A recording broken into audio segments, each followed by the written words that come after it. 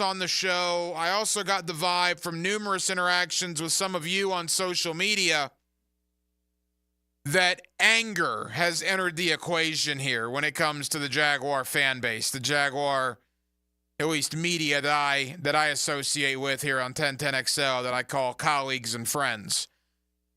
Anger has arrived. It's ineptitude for this franchise, man. I mean, I don't know how else you can say it. They threw a wheel route to the third string running back on 1st and 10 from the Eagle 13-yard line with 1:40 to go. What are we doing? Now, look, nothing against Dearness Johnson. I'm just stating facts. He is the third down, third string running back. A, why is he in there on 1st and 10 from the Eagle 13 when Tank Bigsby and Travis Etienne were healthy? Or healthy enough to play, right? They were out there. So why is Dearness out there on 1st down? That's a separate issue, but that's certainly a question I have. Number two, if you're Trevor Lawrence, why on this planet would you throw that ball?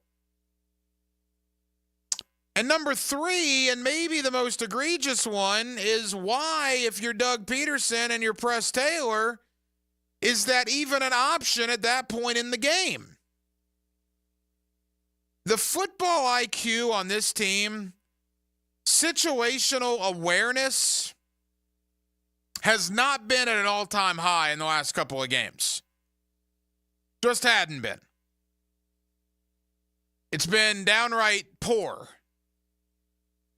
Best case scenario, if on a wheel route to Dearness Johnson, they happen to catch that ball for a touchdown, well, then the Eagles have 90 seconds to go down and win the game or tie the game with a field goal, which you knew was going to happen. I mean, you knew that, right? You could celebrate having the lead for a few moments, but at the end of the day, you knew Philadelphia was going to go down there and win. Of course they were, just like Green Bay went down the week prior with Malik Willis and won. Just like Houston went down in Houston with C.J. Stroud after they hadn't done anything the entire game. And they drive the ball down and win. Just like Miami took the ball in a tie game and drove down and kicked a field goal and won. That's just what the Jaguars do. They don't stop anybody in the fourth quarter when they need to. Why are you throwing the ball into the end zone with 1:40 to go? Why not run the ball a little bit? You've been running the ball well. You only ran it 11 times combined with Tank Bigsby and Travis Etienne. But in those 11 carries, you had gained 46 yards. Over 4 yards a carry. Why not run the ball? Get it to 2nd and 7 on the 10. Then maybe 3rd and 3 on the 7. Eat some of that clock. Make Philadelphia use some of their timeouts. You could argue, well, what if you get stuffed? Yeah, what if you get stuffed? Then it's 2nd and 12. And then you have 3 shots. But getting stuffed on 1st and 10 to make it 2nd and 12, I got news for you. That's better than throwing a pick that costs you the game on 1st down, right? I don't think I'm breaking any news there. They threw a wheel route to the third string running back. I haven't gotten over that all day. Haven't gotten over that all day. I don't understand it. Never will. And maybe it's not my place to understand it. Maybe it's just one of those things that I'm not supposed to understand. I'll tell you what else I don't understand. And again, I'm not an analytics guy. I'm not a X's and O's, Nostradamus. I'm a guy that watches the game and is lucky enough to talk into this microphone with you, the good folks of Jacksonville, Florida, every night on 1010XL, and I'm very fortunate to do that. But I've heard all sorts of terms today, like cloud coverage, shading guys over. There's been all sorts of stuff. At the end of the day, right? At the end of the day. And that all might have merit. Maybe the cloud coverage was too much to overcome. But here's what I know. Trevor Lawrence threw the ball 31 times. He ran the ball 5 times. I believe 2 of those plays were quarterback sneaks. So 3 of those plays were runs outside the pocket, one of which he actually scored a touchdown on. But in the huddle, the Jacksonville Jaguars called 34 pass plays. 34. And Brian Thomas Jr. had the ball thrown to him of those 34 pass plays that were called 4 times. No Christian Kirk, no Gabe Davis, and you threw the ball or planned to throw the ball 34 times. And Brian Thomas got 4 of those, targeted his way. Maybe it was cloud coverage. Maybe it was partly cloudy coverage, sunrise coverage, tornado coverage, thunderstorm coverage. I don't know what it was. Maybe it was all that. It could have been all that. You cannot tell me that is a winning formula to only give Brian Thomas Jr. 4 chances when you plan to throw it 34 times yesterday. Because I don't believe that's the case. I believe that is a flaw in the system. Brenton Strange showed some nice things in Evan Ingram's absence, showed some nice things when Evan Ingram was back against Green Bay. Explain to me why Brenton Strange was only out there 9 snaps and 54 plays. What in the hell is that? What is that? Frustration, man. I have acceptance, but I'm even getting a little angry talking about it. The offense is terrible at the beginning of games. Just terrible. 36 yards in 2.5 quarters to start the game? That's laughable, man. That's embarrassing. That is embarrassing. The Jacksonville Jaguars are 3-12 in their last 15 games that they've played. They're 3-12. And you know who those 3 wins were against? They were against a horrific Carolina team at the end of last year.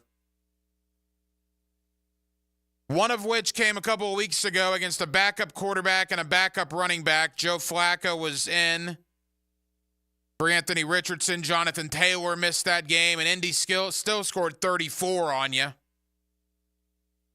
And the other one was against a rookie quarterback in New England with Drake May. Those are your 3 wins in the last 15 games. 3-12.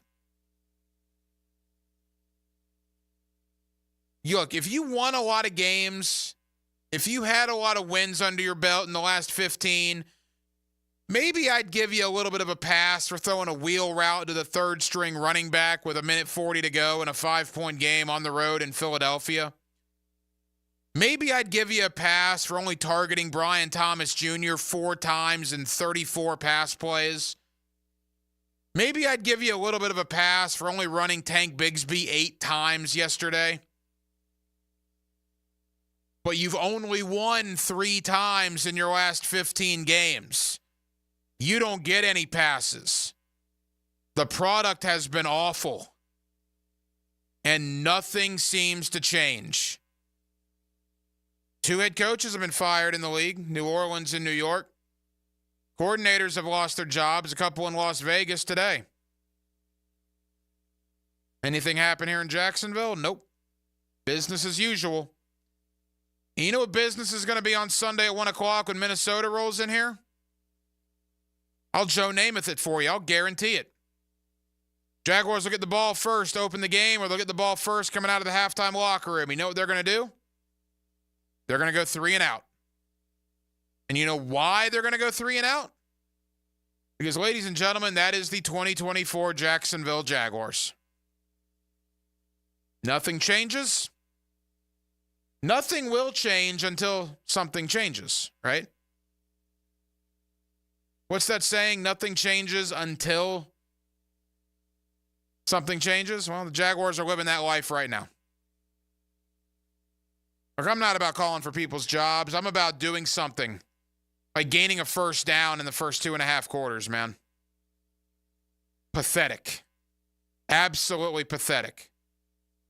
And sadly, I don't see there's much end in sight.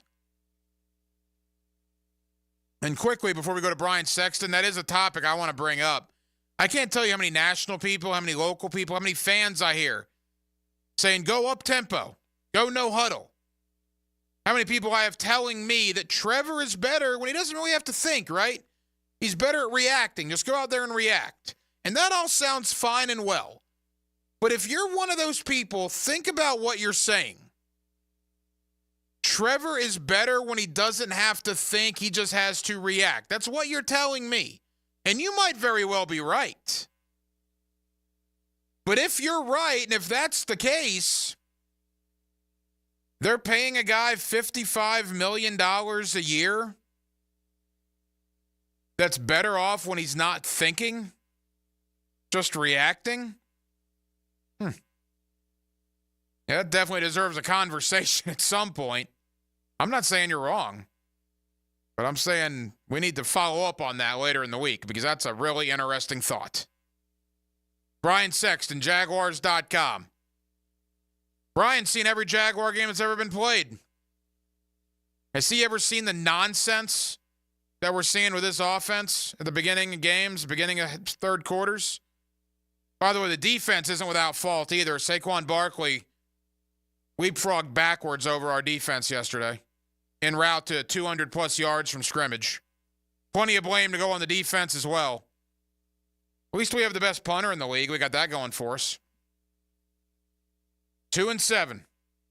If the draft were held today, the Jaguars would be picking second overall.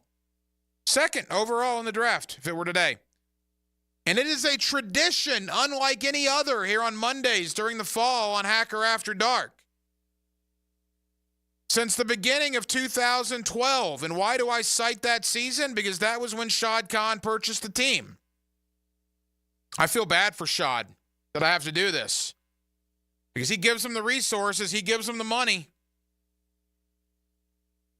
He makes bad decisions when it comes to hires, and I think he's too loyal to a fault. But overall, I think Shad's been a terrific owner, what he's done for this city and organization, so I hate doing this. But I think it speaks volumes to this team and this organization right now. Since the beginning of 2012, the Jacksonville Jaguars have played 204 regular season games. They have won 62 of those games. And they have lost 142 of them. 80 games below 500. They've lost 142 out of 204, which means they have lost 69.6% of their regular season games dating back to the start of 2012. Brian Sexton, Jaguars.com, next on Hacker After Dark. Good drives bring more points.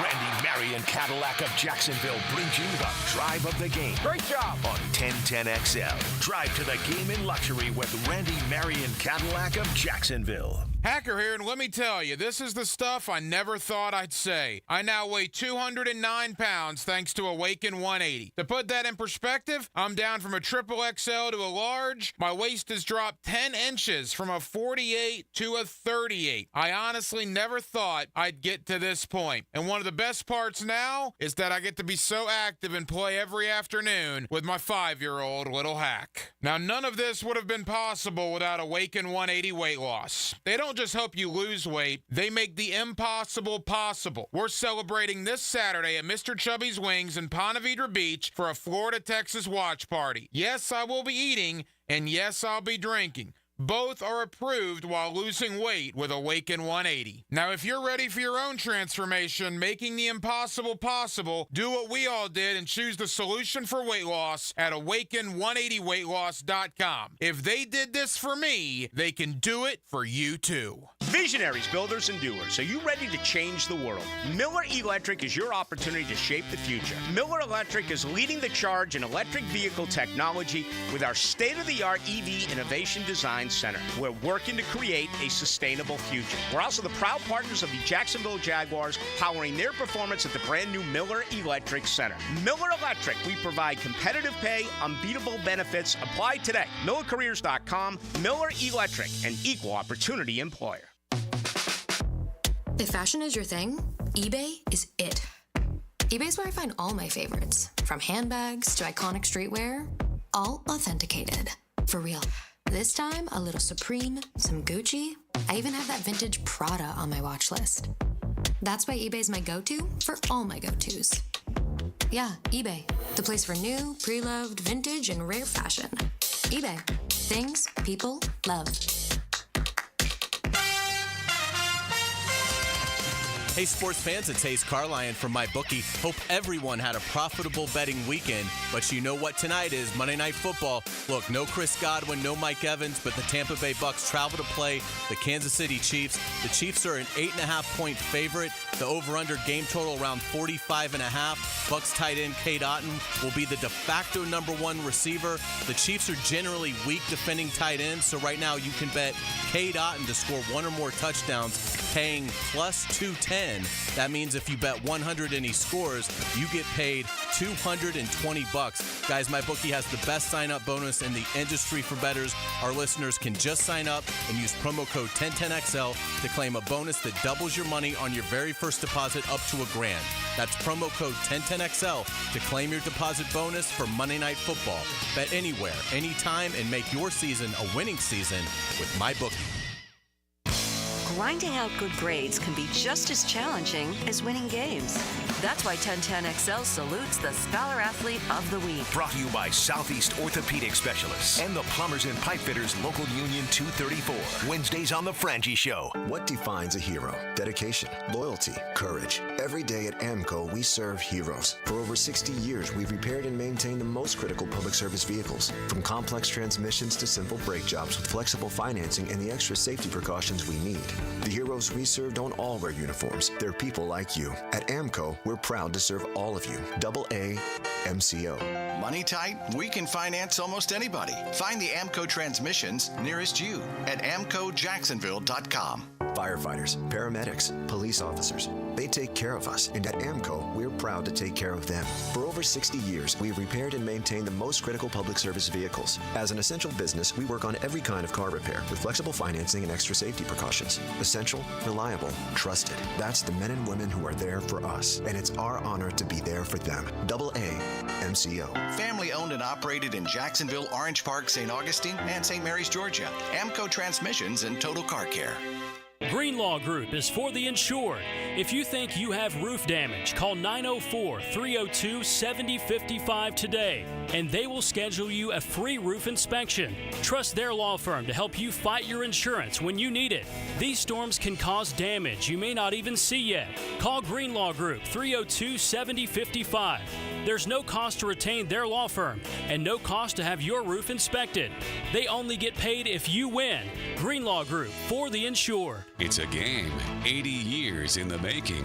Join us for Thursday Night Football as we celebrate the 80th birthday of the Tax Slayer Gator Bowl game. The SEC and ACC face off January 2nd at 7:30 on Bill Gay grounds at Everbank Stadium. Don't miss college football pageantry on display as we celebrate our 80th anniversary. Tickets and hospitality packages are on sale now at TaxSlayerGatorBowl.com. Get yours today.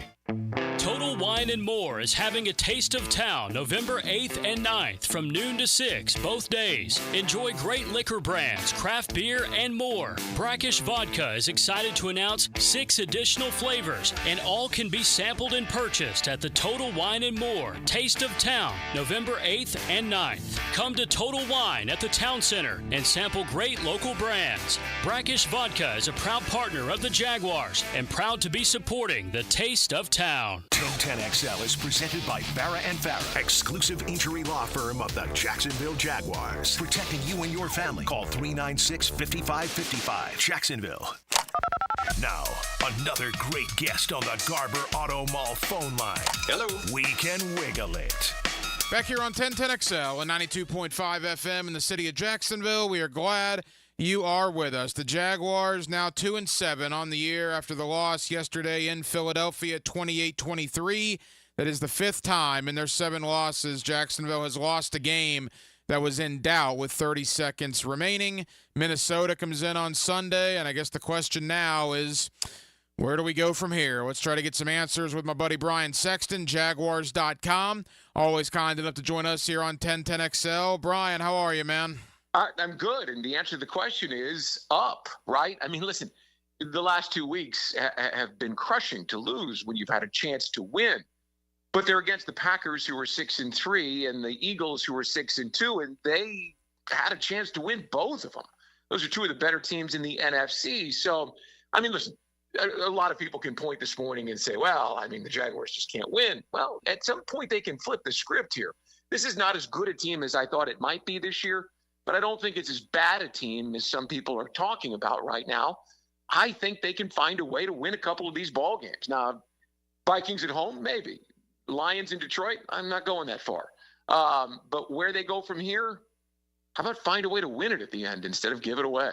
Yeah, find a win. Just win a game. And to me, Brian, that's what's frustrating for the fan base, certainly, is this is better than a 2-7 roster. I mean, look, I don't think that we're homers in saying that you had them winning, or I had them winning 9, 10 games. I didn't have them going to the Super Bowl, but clearly I thought they were better or even as good as they were the last couple of years, of which they won 9 games. But to be 2-7 is just shocking to me. I mean, what's your reaction to how sour things have gone so quickly?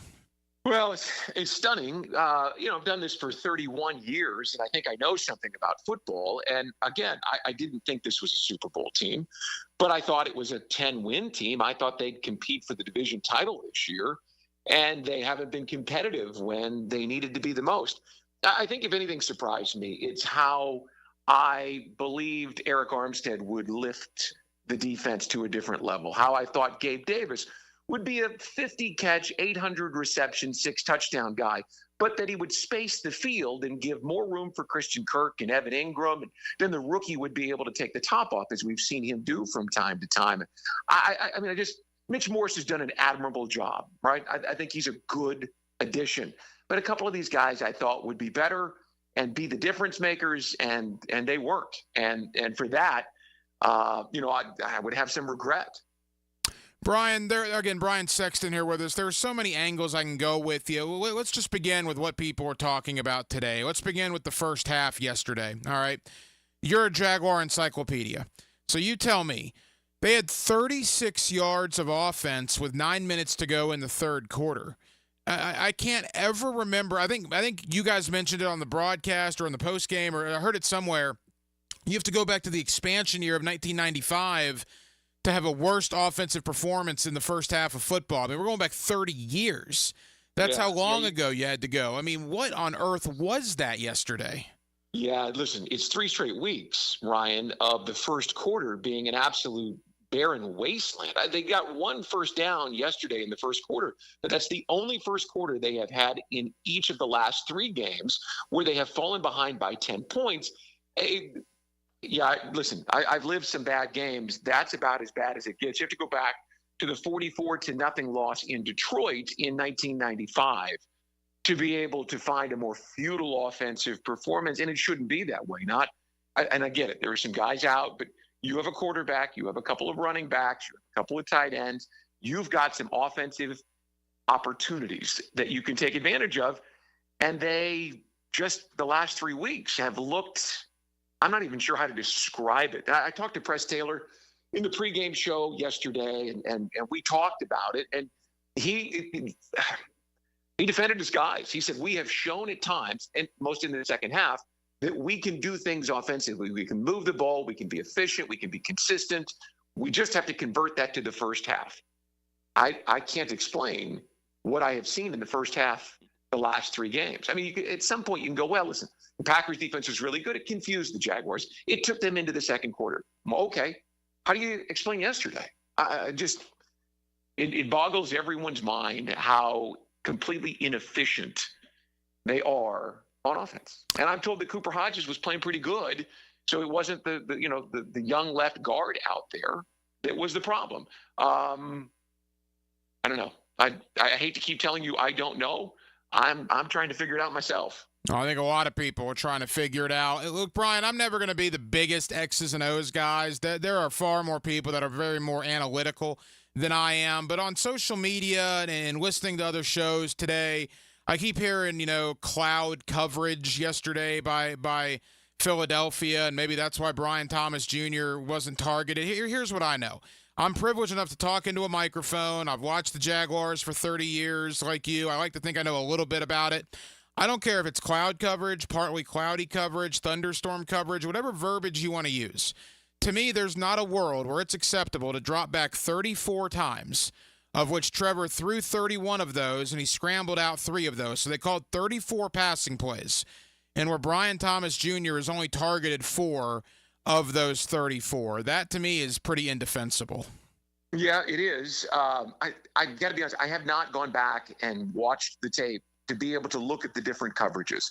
But if you're the Eagles and there's no Christian Kirk, where are you going to put most of your resources? You're going to put it somewhere in the vicinity of Brian Thomas Jr. So I'm sure that had something to do with it. Here's the other thing, and Doug said this at his news conference last week, because of the injury and his pain tolerance and not wanting to put him on the sideline prematurely, they may have dialed back his package some, making sure that they didn't give him more than they thought he could handle. However, at the end of the game, I'd sure like to find a way to throw it to him and not your third-team running back. And Doug has said again, over and over and over, the ball's going to go where the ball's going to go, meaning how the defense adjusts and what the quarterback reads is going to determine where the ball goes. So it isn't necessarily that they didn't want to get it to Brian Thomas, but it may not have been possible based on the coverage and what the quarterback saw. Brian Sexton, Jaguars.com. Brian, call it football IQ, call it situational awareness, whatever verbiage you want to call it. The Jaguars don't seem to have a lot of that late in games, right? I mean, I go back to yesterday. You talk about the wheel route to Dearness Johnson, which is crazy in and of itself. But then after I digested how awful that was, then I got to thinking about it. There's a minute 40 to go. It's 1st and 10 on the Eagles' 13-yard line. You got 3 healthy running backs, right? Etienne, Bigsby, and Johnson. Why not run the ball a couple of times? Get to 2nd and manageable, perhaps 3rd and short. The clock's not an issue at that point. Plus, you wouldn't be giving Philadelphia much time either. I mean, best case scenario, Dearness Johnson turns into Shaquille O'Neal and catches that ball, and Philadelphia still has 90 seconds to drive it down for a game-winning or game-tying field goal. It boggles the mind why that was called and why Trevor threw it there yesterday. Well, listen, situational awareness is the right way to describe it. With a minute 40 left to play, you've got 1st and 10 at their 13-yard line. There's no reason to be in a hurry, especially considering the way that the defense had given up yards the week before that allowed the Packers to go down the field. I'm sure this is something that Doug is going to address over and over and over. Listen, to your point, I understand Etienne had been out of the game since the tip ball interception, but wouldn't you have rather had him out there to throw the ball to than Dearness Johnson? It was a bad decision. It was a bad throw. It was a bad outcome, which unfortunately has happened way too often this season.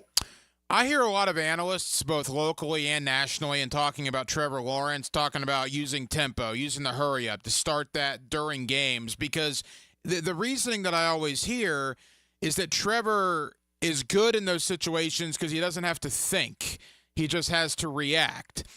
And whether that's true or not is debatable, but the fact that that narrative is out there, that Trevor is, quote, better when he doesn't have to think, he just reacts. It's opinions that people have, but aren't those opinions kind of indictments of what they think about Trevor's football smarts? Listen, when you put it that way, absolutely it is. But when you talk to Trevor, you don't get the sense that that's a problem, right?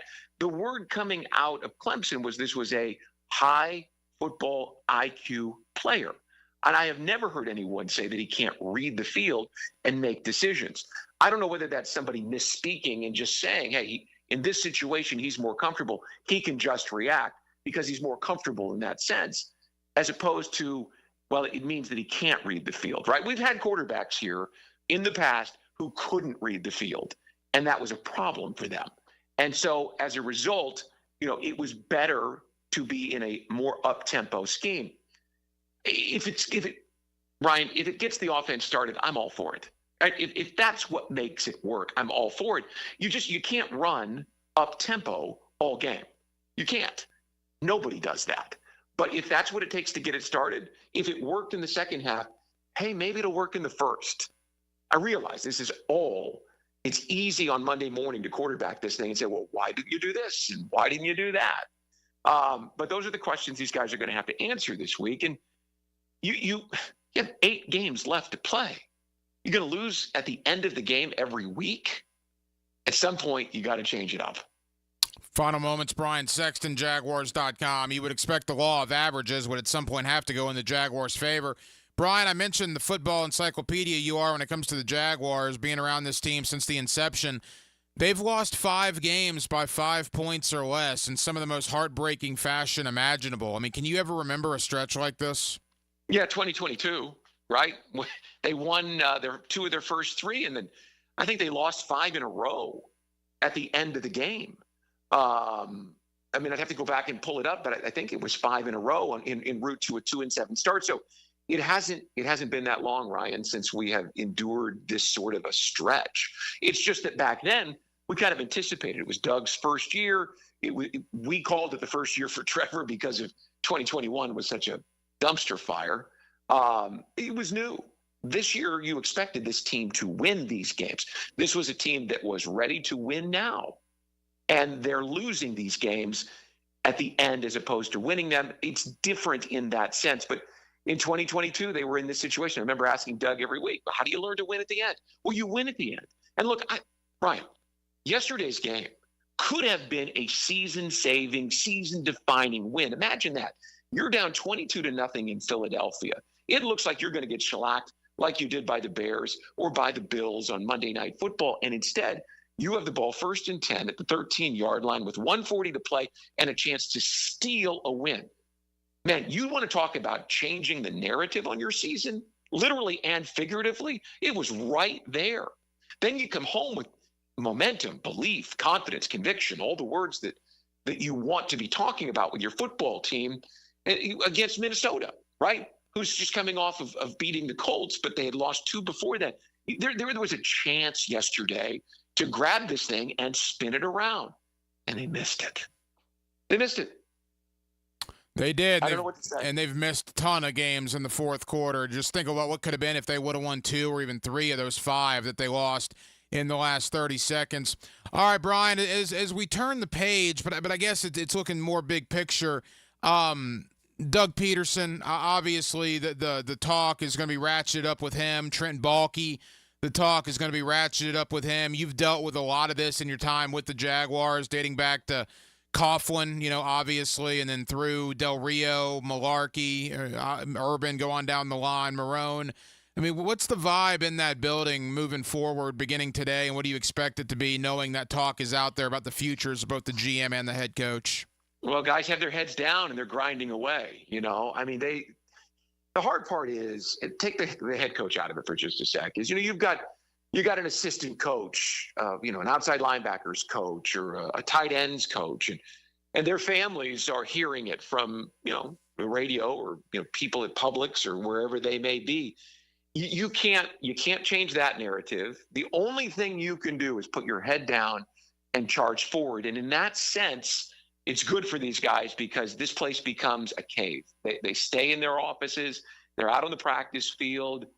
They are grinding because the only thing you can do is do your best, regardless of how it all comes out, so that someone says, hey, when they were losing, that guy was innovative, energetic, coached his ass off, found a way to get it more out of a guy than we thought he could. So when you're here this week, you will notice there's not a lot of eye contact. Guys have their heads down. There are some guys that are looking for friends, the political guys. There are always those guys on a coaching staff. But the guys, the good coaches will be hyper-focused on their job and their part of the game plan and their guys, because it's the only way that you prove yourself in this league. Because everybody goes through, it doesn't matter where you're coaching, right? What level you're coaching. Everyone's going to go through losing streaks. It's what defines you. Your character is defined by how you react when it's bad, not when it's good. Anybody can be good when it's good. Can you be good when it's bad? And there are eyes on these guys, and you want to see what you got. So the mood is going to be very businesslike, not real chatty, not real talkative. No one slapping anyone on the back. not a lot of conversations about the holidays. It's a tough time to be an assistant coach on a bad football team because you can't enjoy it, and your family has to suffer with you. Yeah, it's tough. And Brian, leave us with this. We got 90 seconds to go. I feel bad for Shad Khan, and I'll tell you why. Shad invests the money in the practice facility, the beautiful Miller Electric Center, obviously the stadium of the future. They're giving money to re-sign players and free agency. I mean, the owner spends, man. From that standpoint, Shad, for what he's done for this city and the organization from that aspect, 2 thumbs up. Holy moly, it has been great. I think Shad's biggest problem so far is his loyalty. I think he's sometimes too loyal to some guys, and I brought it up last night. I mean, the Jacksonville Jaguars, since Shad Khan bought the team, they've lost 70% of their games since the beginning of 2012. And I just think it's a shame because Shad deserves so much better than that, but unfortunately just has not seen the results on the field. No, I give him a lot of credit in December of 2021 when clearly he had hired the wrong coach. And there was a lot of money on the line, and not just in Meyer's contract, but in the assistants and the staff that he brought in. And he didn't hesitate to pull the ripcord and to move on. And he brings in Doug, who has given him back-to-back winning seasons for the first time in his ownership and the first time in 20 years. This is a tough decision for him. I mean, everyone might think, well, you're just going to clean house and blow it out. Hold on, right? I mean, this coach gave you 18 wins in 2 years. You got to go back a long way to find a coach that gave you 18 regular season wins in 2 years and got you to the playoffs in his first season on the job. So we're going to see what his loyalty level is like. The next 8 games will go a long way towards that. But just to kind of echo and underscore your point, we had callers last night on the post-game radio show who were ranting and raving. Shad Khan is the reason the Jaguars are here. Mm-hmm. He is. There were not other candidates to buy this franchise that were committed to keeping it here, who had the innovation and the resources and the mindset to make it work. And he has, whether it's connecting to London, which, by the way, turned out to be a prescient idea because now the whole league is wanting to play some of their games overseas, or whether getting the Miller Electric Center built so that he can have a stadium built, building a concert business. I mean, this guy has worked a lot. Has every decision turned out perfect? No. And if you looked at his entire career, he could probably show you other places where it wasn't working perfect until all of a sudden it turned. Brian, no one's going to want to hear this. At some point, this is going to turn because he has devoted so much to getting this where it wants to go or where he wants it to go. Eventually, it's going to get there. It sucks right now because we thought it was here. Yeah, we did, and we'll see what happens over these next 8 games. Brian Sexton, Jaguars.com. Of course, head on over to Jaguars.com all week for great coverage leading up to the Jaguars and the Vikings Sunday at 1 o'clock. Brian, I know you're busy, man. Thank you for the time. We'll do it again soon. I wish I had more specific answers. We're trying to figure it out this week, Ryan. Relive the best moments from the weekend's games. That's what superstars do. Post-game Monday. Expert analysis of Sunday's game all day. Brought to you by Dandy Foods, makers of quality fresh sandwiches and home of the good stuff on 1010XL. Yo, what's happening, fellas? It's your boy E to the T. Now, I'm going to keep it real. We could all benefit from a little something extra in the bedroom. Blue Chew can help. Now I'm about to tell you how you can get some for free. Blue Chew is an online service that delivers the same active ingredients as Viagra and Cialis, but in a chewable form and at a fraction of the cost. No doctor visits, no waiting in line at the pharmacy. Blue Chew ships right to your door in a discreet package. Not even them nosy neighbors gonna know what's going on. Blue Chew's licensed medical providers work with you to find the right ingredients and strength for your prescription. And did I mention the chewable? Just like popping a Mentos. And they're made right here in the good old US of A. Now you're asking, how do I get my Blue Chew? Visit BlueChew.com and make sure to enter promo code 1010XL at checkout. Try it for free and just pay $5 shipping. Turn that oh no into a oh yeah. That's right. Use promo code 1010XL and let your boy hook you up with some Blue Chew. Get your confidence back. Visit BlueChew.com. Bueller Air and Plumbing presents Are You Cool?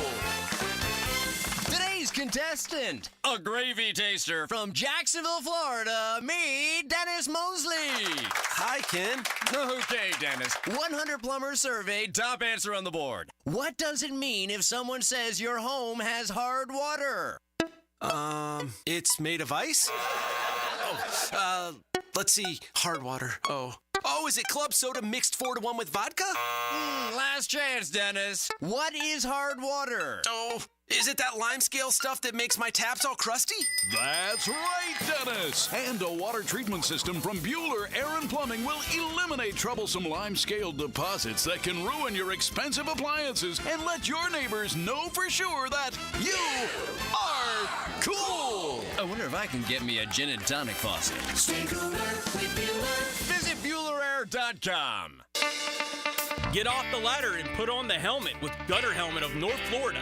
We are family owned and manufactured locally. Cleaning your gutters is a dangerous and dirty job. That's why with Gutter Helmet, you'll never clean your gutters again. Water goes in your gutters while trash and debris go on the ground. It won't collect like filters do. Gutter Helmet protects. Call now for 10% off and a free gutter cleaning and tune-up with your purchase of Gutter Helmet. Call 904-762-7779. I'm Jeff Middlecoff with Trustline Mortgage. My business partners, Alan Tyre, Bill Pappas, and Ken Rimley, have been helping first-time home buyers with their mortgage financing all over Florida for 34 years. First-time home buyers can get no or low down payments, anywhere from 0 to 3.5% down. As a first-time home buyer with Trustline Mortgage, you get added benefits for doing your loan with us, like lower rates on your mortgage insurance and lower closing costs. Oh, and did I forget to mention that Trustline gives first-time home buyers better mortgage interest rates? Here's the bottom line. Trustline Mortgage wants to help first-time home buyers accomplish your goal of home ownership. That's why Trustline Mortgage is offering the best first-time home buyer benefits around, period. Trustline Mortgage delivers with no and low down payments, lower closing costs, and better interest rates. Call Trustline Mortgage today at 381-LOAN. Yes, 381-LOAN to find out how we can help you buy your dream home. Or visit our website at trustlinemortgage.com. Trust your instincts and follow the line to Trustline Mortgage. Certain restrictions apply. See office for details. Trustline is an equal housing opportunity. MLS number 331480. Go inside your home team's locker room with Jags beat reporter Hayes Carline. Check out my blog at 1010XL.com. So you can catch all the news and nuggets you need to know. My blog is brought to you by Roland Reese Plumbing, where quality and experience count. Swammin, when was the last time that you cleaned your air ducts? Dad, I manage the air duct cleaning at Zero Res. Trust me, my ducts are cleaner than the plates after Thanksgiving dinner. Well, I hope so, but it's not just you I'm thinking of. Everyone in Jacksonville should get their air ducts cleaned before the holidays. You're right. Even though we don't blast the heat like up north, we still trap dust and allergens when the windows stay shut. All that gunk just recirculates through your home and makes your air quality worse. So you're saying Zero Res air duct cleaning keeps my air fresh and ready for my holiday guests? Exactly. Clean ducts means cleaner air, just in time for Thanksgiving. Plus, we've got a November special running right now. Call Zero Res today and we'll give you $50 off. No more dust, just fresh, clean air for you and your family this holiday season. Sounds good, son. Now, how about that family discount? We'll see, Dad. Visit ZeroResJacksonville.com or call now. Zero Res, spelled forward or backwards, it's the right way to clean. Zero Res. I'm here with Danny Van Sickle, director of the Electrical Training Alliance. Danny, tell me about your program. Hey, Rick, we're a 5-year electrical apprenticeship. Our students start out making over $40,000 a year, and right now graduate making over $90,000 a year, including benefits. There's no tuition or no student debt. You just have to apply and get accepted. Did you say no tuition and no student debt? You heard that right, Rick. Once you're accepted to the program, your only cost for the books and the course fees. About $800 a year. That sounds like an amazing opportunity. How can I learn more? Just go to etajax.org, and you can apply there. Apply by November 7th. Bud Light and everyone at Anheuser-Busch want to remind you to get home safely every time. People are counting on you, on the road and at home. Plan ahead with safe rides, and don't forget to hydrate between beers. Bud Light encourages everyone to enjoy responsibly and socialize safely. At Farrah & Farrah, no matter if you're working on a case worth $5,000 or a case worth $5 million, you give that case the attention it deserves.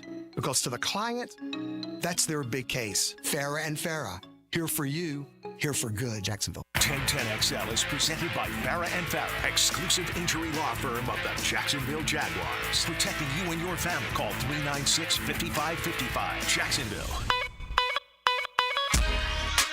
Hacker After Dark on 1010XL. Couple of pieces of business. Monday Night Football going on. Tampa Bay and Kansas City. Thought this game would probably be a shootout. No, far from it. Kansas City 3-0 over Tampa. Early second quarter. Chiefs 3, Buccaneers nothing. Kind of a defensive battle early on out there at Arrowhead. And don't look now. College basketball season has arrived. Opening night. In fact, Florida and South Florida going at it downtown at the arena. Florida up early 14-12 on USF. 12:45 to go in the first half. Todd Golden, a lot is expected from Florida. Their preseason top 25. First game of the year early on. They lead USF 14-12. We'll get back into the Jaguars at the bottom of the 9 o'clock hour. Dave Campo, former head coach of the Dallas Cowboys. It's always Monday night coaching with Campo here on Hacker After Dark as we'll review the Philadelphia loss and take a brief look ahead to Minnesota on Sunday. Coming up next, Bill Bender of the Sporting News talking college football. Georgia won the game. In fact, I think I might go play the lottery because on the Gator Bites podcast last Friday, I had Georgia 34-20.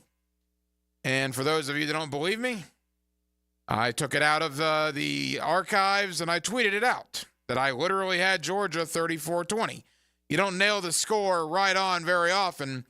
So, yeah, I was going to take a victory lap on that one.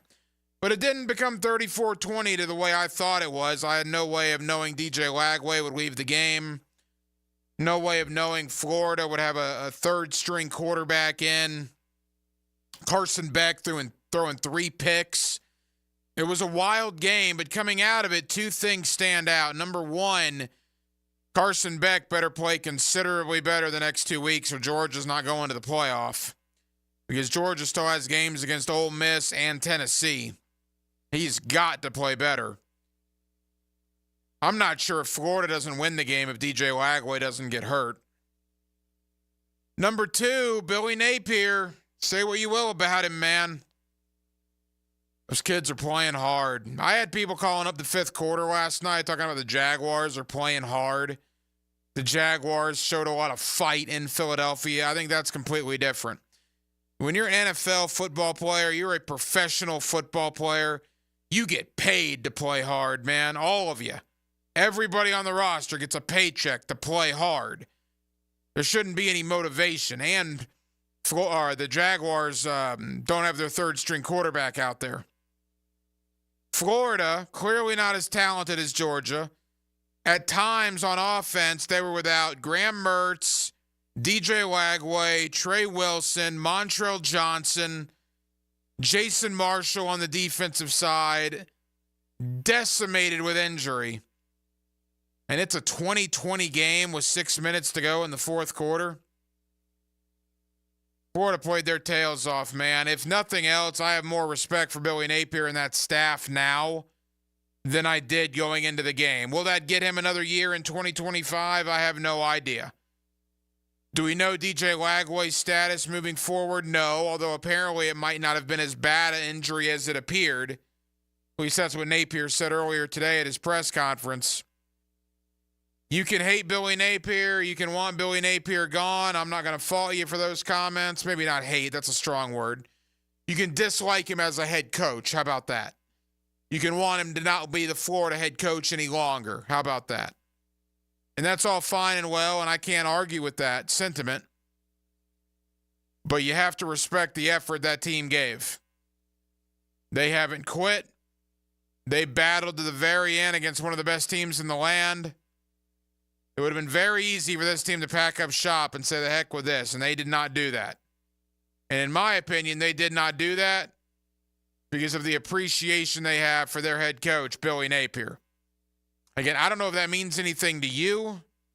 It means a little something to me. Does it buy him 2025? I'm not ready to go there. But again, I have more respect for the job Billy Napier's done now than I probably did going into the Georgia game.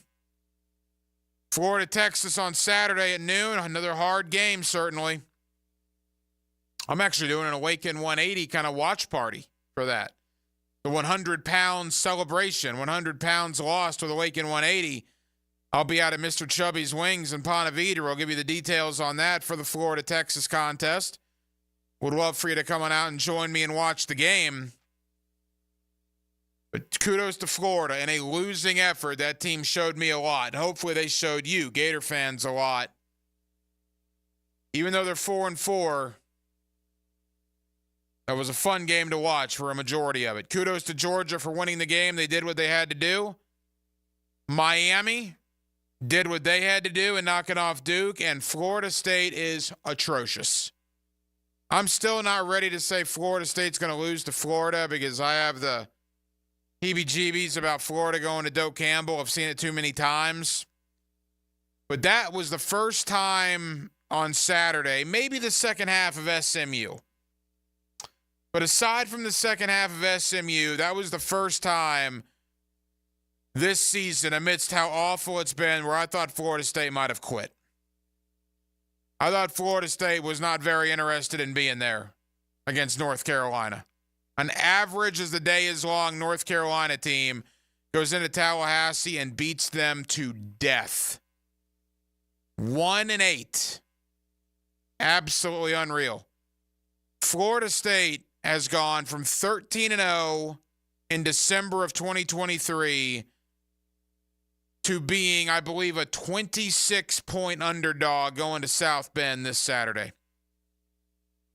I don't even know if I would refer to that as a fall from grace. I don't even know what that is. 13-0 11 months ago to a 26-point dog going to South Bend. Absolutely incredible. Let's talk about all of it. Bill Bender, national college football writer for the Sporting News. He's certainly one of our guys here on Hacker After Dark, and he joins me next. 1 hour down, 1 hour to go. We'll take you up till 10 o'clock, Jacksonville, as we do every night, right here. 1010XL, 92.5 FM. It's Hacker After Dark. The game where every yard counts. One player's performance stands out. That's what you want from a leader. Universal Roofing Contracting presents the Offensive Player of the Game. Touchdown, what a throw.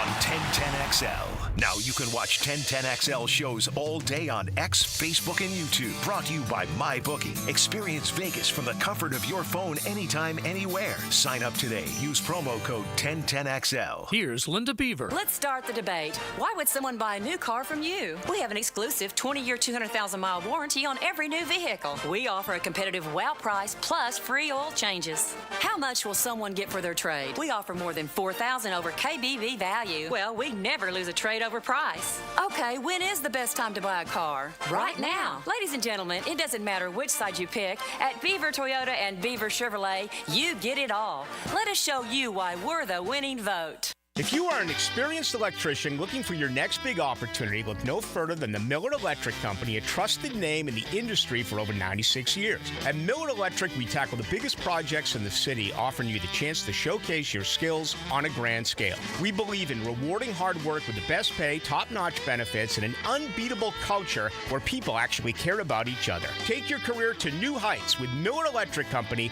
Apply today at millercareers.com. Miller Electric, an equal opportunity employer. The holidays are coming, and so is your family. Is your septic system ready? Honey, why is the yard bubbling? Dad, the dog's swimming in the septic tank.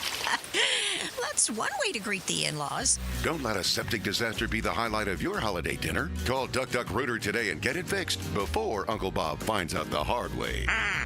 Duck Duck Rooter, your local septic experts. Proud partner of the Jacksonville Jaguars. DuckDuckRooter.com.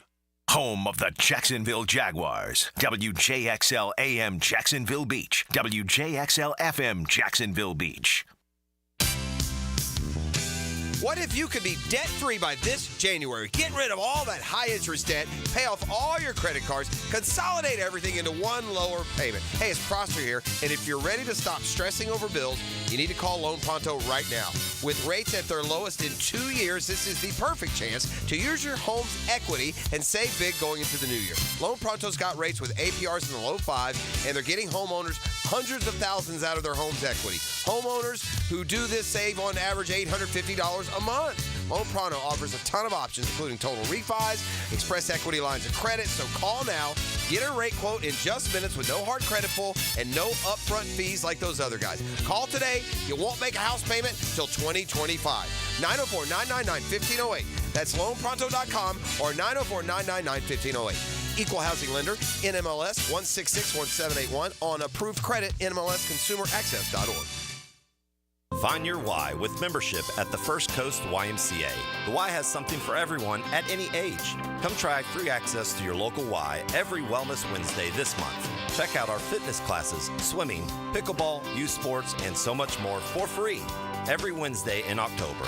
Plus, we'll waive the join fee when you become a member this month. Get active, be social, live healthier, and discover all the benefits of YMCA membership at your local Y or visit fcymca.org. Hicken here with a message from Zero Res. You gotta just love this time of the year as we reflect on the things that matter most. Families, homes, the holidays, and of course football. They're very grateful for you all, the good people of Jacksonville, and they want to thank you. So get ready for the holidays.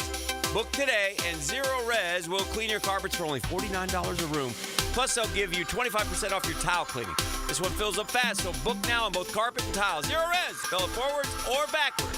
It's the right way to clean.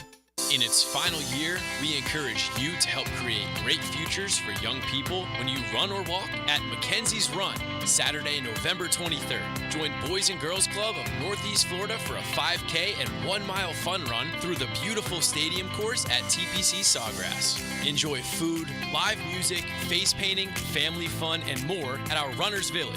Register at mackenziesrun.org. Mackenzie's 5K and Fun Run, November 23rd. mackenziesrun.org. Time now for a medical recap. A health and wellness tip from Jaguars head team physician Dr. Kevin Kaplan. Regular movement is key to so many health benefits. Aim for at least 10,000 steps a day. Decide to only take the stairs if you're walking less than 6th floor. Never park in the first 10 spaces of the parking lot. Walk during your work breaks. Get up 10 minutes earlier in the morning and take a short, brisk walk before the chaos of the day starts. There are so many easy ways to stay active. Let's get moving, Jacksonville. Hi, this is Dave Barker. Multi-unit hair grafting is now available at IHRS and can give you 3 times more hair in one procedure over a traditional hair transplant. Multi-unit hair grafting gave me more hair in one procedure and within my budget. You can grow your hair back with this exclusive new procedure. Call for a free evaluation. Call IHRS 904-777-IHRS 777-IHRS 777-4477. Make a crucial catch against colon cancer. Hicken here for the Borland Groover Foundation. If you're 45 or older, the ball is in the red zone to get screened. The key to surviving colon cancer, early detection and prevention. 45 is the new 50. Get screened for colon cancer now. The Borland Groover Foundation is a nonprofit organization devoted to building a healthy and equitable community that is free from colon cancer. Visit BorlandGrooverFoundation.com for more. 1010XL is presented by Farah & Farah, exclusive injury law firm of the Jacksonville Jaguars. Protecting you and your family. Call 396-5555. Jacksonville.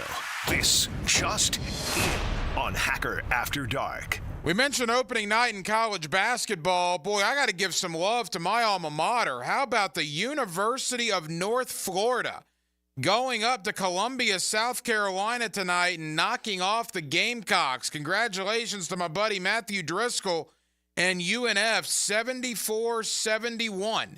UNF over South Carolina. That is a huge opening night win for the Ospreys. Congrats to them. Bill Bender, Sporting News, now on Hacker After Dark. Now, another great guest on the Garber Auto Mall phone line. Hello. We can wiggle it.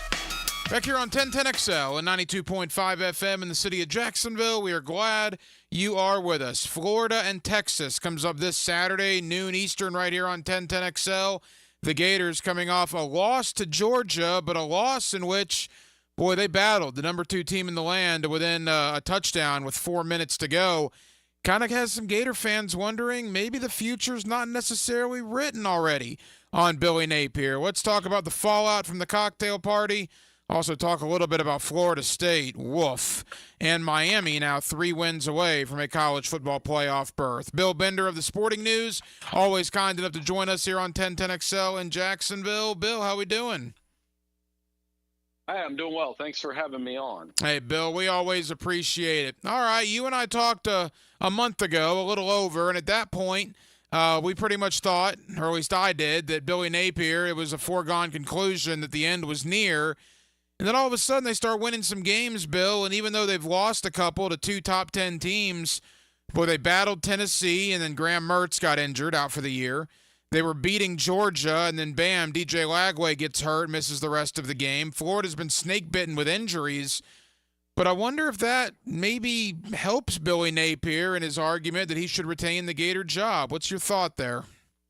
Yeah, and they've seen some progress, and they are entering the brutal part of the schedule, obviously. There's no – I don't know who made that schedule that had them have Georgia and Texas in back-to-back weeks, but wow. And, they're competing. When I watch them, they're competing. They didn't beat Georgia, obviously, but they played hard in that game. And I know played hard isn't a metric that fans can appreciate maybe, but shows they haven't given up. They haven't been blown out in the game. And there is some hope built around DJ Lagway. Obviously, the injury wasn't fun, and they're on their third quarterback. But again, you're telling a coach, hey, you're on your third quarterback.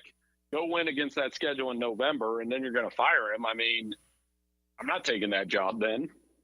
Yeah, it's interesting when you lay it out like that. And Billy Napier met the media earlier today, and at least he gave some hope that maybe Lagway's season isn't over, which I thought was interesting, seeing as how he got carted off the field with that hamstring. You talk about the idea of playing hard, and I completely agree. I mean, people were saying that here in Jacksonville about the Jaguars, and I think that's nonsense. NFL teams, well, you better play hard. You're getting paid millions and millions of dollars to play hard. In college, it's a little different. All the noise in the system about Billy's future, it would have been very easy for these Gator players to jump ship or enter the portal or goodness knows what else, but that hasn't happened, and they have shown some improvement. I do think there is something to be said for Napier and his staff about keeping this team together.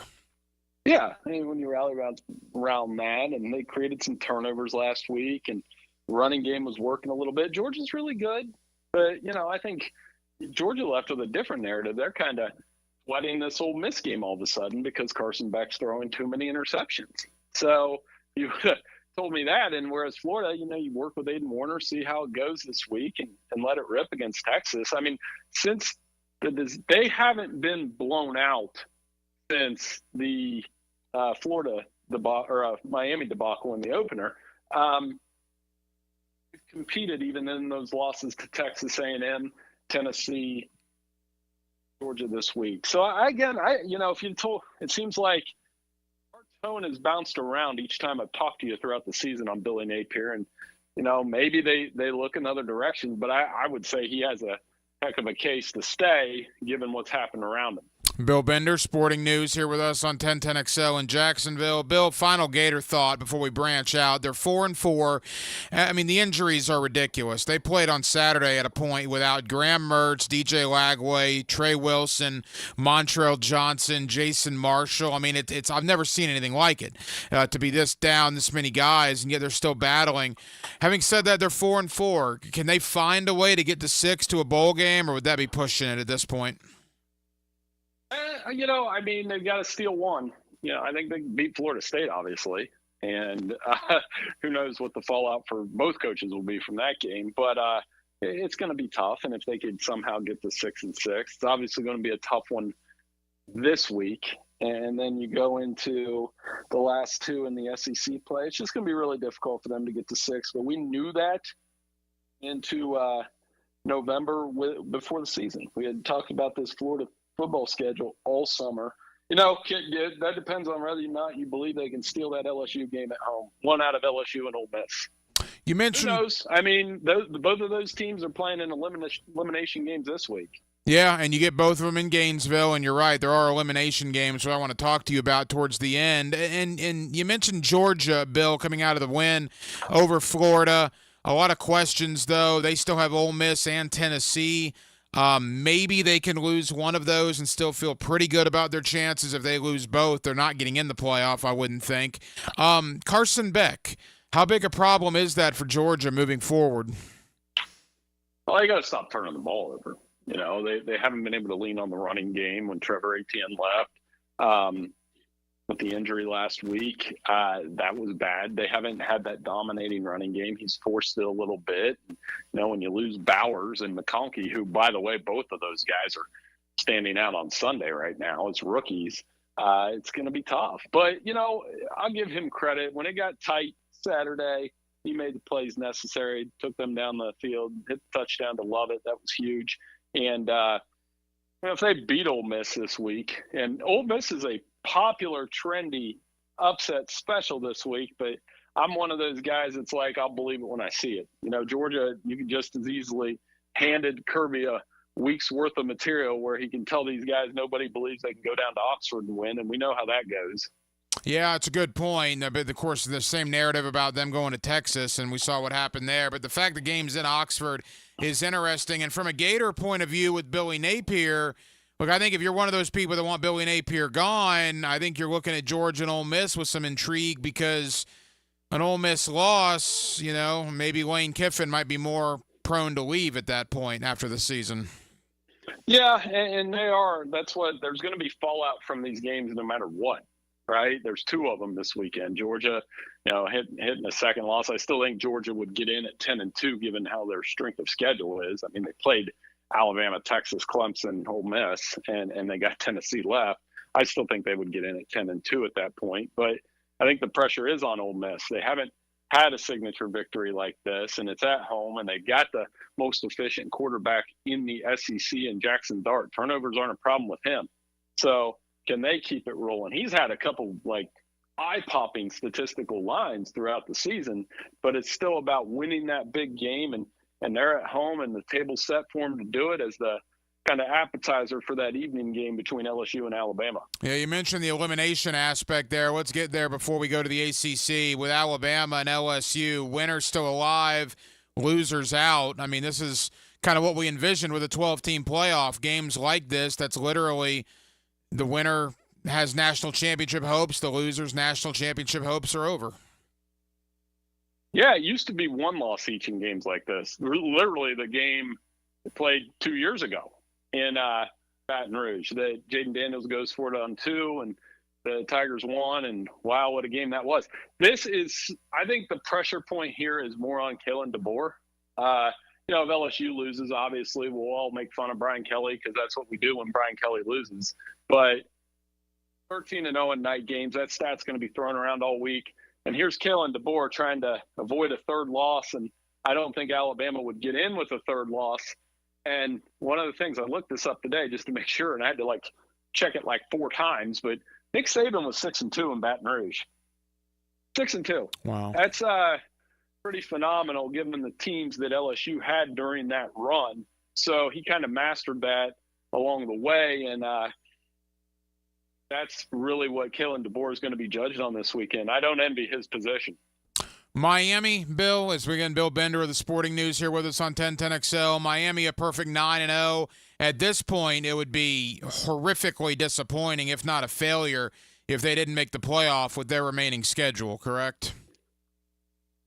So I think, this is a big week of full circle. Because remember, everything derailed from that decision not to kneel the football against Georgia Tech last year, and it kind of derailed the entire season. And here they are, 12-point favorites. I've been a supporter of what Miami's doing. I know they had a couple close calls in ACC play, but that happens in ACC play all the time. They don't turn the ball over much. Cam Ward had 5 touchdowns last week, and they blew open what was a close game against Duke in that situation. So I still look at Miami. I think, they control their destiny a little bit, and we're for an 80s kid like me, Miami SMU might be the ACC championship game. That's pretty cool. That would be pretty cool. It would be reminiscent of 35, 40 years ago when those programs were on top. And when you get to Miami, look, maybe the best team in the ACC, probably the best team in the ACC. But, Bill, how do you think they would stack up against the big boys from the Big Ten or the Southeastern Conference come playoff time? I'm not sure. And, one thing with the committee on Tuesday, we'll see how they feel what they feel like that will be. And it's a subtle indicator, but an indicator just the same as if they have Texas ahead of Miami, right? That means that the committee thinks that, hey, we trust Georgia and Texas to beat Miami head-to-head, even though they both have 1 loss. Would they go so far as to say, hey, we're going to put Tennessee over Miami? I doubt they go that far. But that's the indicator I'm looking at. That's one of 3 I'm looking at tomorrow. The other 2 being, where are they going to put BYU, who, by the way, the people that don't know and don't follow are going to be like, why is BYU the 4 seed getting a first-round bye? Well, that argument will be fun tomorrow for people that don't know the rules of the playoff. And then the third one being, is Indiana or Notre Dame going to be higher? Yeah, boy, Indiana maybe the biggest surprise of the year. They've been incredible at 9-0. They get like Michigan, I think, coming up this weekend. Bill Bender of the Sporting News. Bill, as we begin to wrap up, Florida State national TV against Notre Dame on Saturday night. I think that's bad for Florida State. I don't think you want many people seeing this product. I'm 41. I think I mentioned this to you last month, but I just keep waiting for Florida State to turn that corner. I keep seeing that garnet and gold helmet and that spear, and I'm thinking, all right, it's going to happen at some point, and I'm done with that. I mean, they looked like, for the first time, maybe you could say SMU, but for the first time I thought, Bill, on Saturday against North Carolina, there did look like there wasn't a lot of passion. There did look like, dare I say, there might have been some quit, particularly in the second half. You just wonder where that team is with 3 games to go now at 1-8. And what the weather will be like in South Bend, like that's another thing, right? Like, are they going to show some fight in this game? Notre Dame obviously trying to pump up their playoff chances. They've got a top 5 defense. They're really good. They're running the football too. So I want to see what kind of fight Florida State has. They are a 26.5-point underdog. They have not lost a game by more than that this season, I believe. They've had some rough moments, but it hasn't gotten that bad. So, again, we talk about fallout all the time, and I feel like our conversations come full circle between these 3 coaches, whereas like at the beginning of the year, Norvell was on top of the world, honestly, coming off last year. And now I don't think he'll get fired. I just think this is a disaster season, and maybe we chalk it up to that, but it will definitely intensify the pressure to find the right quarterback, to get the right roster in place for them to make a run and get back on top. In an ACC that they got to feel like if they had a quarterback, they could have been right there in this thing. Bill, as we wrap up, I mentioned I was 41 years old earlier, and in my lifetime, I can't ever remember anything like this. I mean, Florida State was 13-0 11 months ago, and now they're a 26.5-point underdog at Notre Dame. Is there anything you can compare this to in your time covering college football? No. I mean, no, honestly, and I'm not trying to sound like hyperbole, but like Michigan's gone from national champ to like 5-4, and their quarterback play is terrible this year too. But they're still probably going to go to a bowl game, right? They'll probably beat Northwestern, finish 6-6, and then they can be like, well, it has to be better than this next year. But if Michigan wasn't 1-11 or whatever Florida State's going to finish, I've never seen. I'm 45, and I've among the major powers never really seen something like this. We can turn our heads when it happens to a TCU or a Michigan State or a Pitt. This is Florida State. It's got to be unacceptable there, and it's going to ratchet up the pressure. Like I said, what do you think? I don't think he's going to get fired. I just think it's going to put a ton of pressure on him for next year. No, I think there's 65 million reasons he's not going to get fired, but because that's the buyout, something ridiculous like that. But I do agree. Yeah, he needs to win next year. He needs to change what he did, because you live by the portal and you die by the portal, and it's clear Florida State died by the portal this year. Bill Bender of the Sporting News. Bill, going to be a good weekend of college football. Tell the good folks here in Jacksonville what you have coming up there at the Sporting News as the next week of college football approaches. We'll be all over the playoff rankings and have plenty of content. I got a fun piece coming on Deion Sanders here. I won't spoil too much other than you'll want to read it. I know they'll want to read it down there where you're at. He's one of our favorites, Bill Bender of the Sporting News. Bill, I know you're busy. Thank you for the time. We'll do it again soon. Hey, thank you. Even the best teams can lose steam when their best players end up on the sidelines. In case you haven't noticed, our receiver corps is decimated. Listen for the personal injury attorneys Farah and Farah Injury Update. Jacksonville. It's part of the game, though, On 1010XL. Awaken 180 weight loss. Awaken 180 weight loss. Life-changing, life-saving. Yeah, I think both are accurate, and I don't say both lightly. The fact is, 8 months ago, I was 317 pounds. Thanks to Awaken 180, I woke up this morning at 208 pounds, down 109 total. My goal is 190, and I'll get there. And if I hit 190, I will have lost 127 pounds on Awaken 180. The best weight loss program I've ever been on, and it's not even close. If you need to lose 100 pounds, if you need to lose 20 pounds, any points in between, if you've been thinking about it, if you've been hearing me talk about it for the last couple of months, go to awaken180weightloss.com, awaken180weightloss.com. Take it from me. They have changed my life. They probably saved my life. They can help you. Awaken 180 Weight Loss. Yo, it's your boy E to the T here. And fellas, we all know that athletes train every day to perform better on the field, right? Well, what if you could enhance your performance in the bedroom? No training required. That's right. I'm talking about that secret weapon, Blue Chew. A chewable tablet with the same active ingredients as Viagra, Cialis, Levitra, and Staxin. That ships right to your door in a discreet package. No doctor visits, no trips to the pharmacy. It's all online. Their licensed medical providers work with you to find the right ingredients and strength for your prescription. They also have Daily Tad that contains 7 essential vitamins. And it's chewable too. And now you can try Blue Chew for the free ski.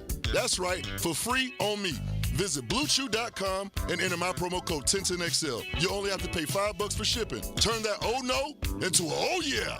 That's promo code 1010XL. Let your boy hook you up with some Blue Chew. Get your confidence back. Visit BlueChew.com. Here's Heather with the weather. Well, it's beautiful out there, sunny and 75, almost a little chilly in the shade. Now, let's get a read on the inside of your car. It is hot. You've only been parked a short time and it's already 99 degrees in there. Let's not leave children in the back seat while running errands. It only takes a few minutes for their body temperatures to rise, and that could be fatal. Cars get hot fast and can be deadly. Never leave a child in a car. A message from NHTSA and the Ad Council. Total Wine and More is having a Taste of Town November 8th and 9th from noon to 6 both days. Enjoy great liquor brands, craft beer, and more. Brackish Vodka is excited to announce 6 additional flavors, and all can be sampled and purchased at the Total Wine and More Taste of Town November 8th and 9th. Come to Total Wine at the Town Center and sample great local brands. Brackish Vodka is a proud partner of the Jaguars and proud to be supporting the Taste of Town. Here's your 1010XL First Coast Community Calendar. Thousands of people in Duval County suffer from Alzheimer's. To join the Walk to End Alzheimer's at UNF November 9th, visit alz.org/Jacksonville Walk.